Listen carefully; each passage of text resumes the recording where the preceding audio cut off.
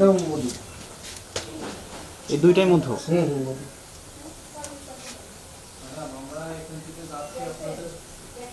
এটা কি মধু? হ্যাঁ মধু। আর এটা? ওটাও মধু বলে, গরম করতেছে বলে। কারণ কি? পরিষ্কার করার জন্য।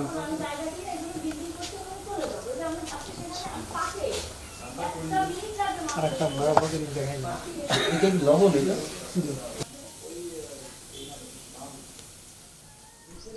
আমরা আসছি জাতীয় ভোক্তা অধিকার সংরক্ষণ যশোর জেলা কার্যালয় থেকে। আমরা সেই ঘাটিতে একটা মধুর কারখানার সন্ধান পেয়েছি, যেখানে তারা মধু তৈরি করছে, হচ্ছে অস্বাস্থ্যকর পরিবেশে মধু তৈরি করছে। তারপর হচ্ছে প্রচন্ড দুর্গন্ধ বের হচ্ছে চারপাশ থেকে।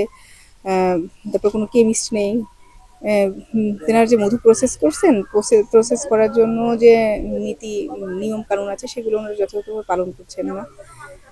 এই কারণে আমরা হচ্ছে ভোক্তা অধিকার আইনের 43 ধারায় তাদেরকে 15,000 টাকা জরিমানা করেছি।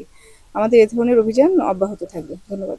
হ্যাঁ, এই বিষয়টি আমরা তাদেরকে জানিয়েছি যে হচ্ছে আপনারা এই ধরনের লোগো ব্যবহার করেন না। এই ধরনের লোগো ব্যবহার করলে সাধারণত সাধারণ দৃষ্টিতে আমাদের কাছে মনে হয় যে এটা একটা সরকারি প্রতিষ্ঠান। তো এ ব্যাপারে আমরা তাদেরকে জানিয়েছি, তিনারা যথাযথ ব্যবস্থা নেবেন। ধন্যবাদ।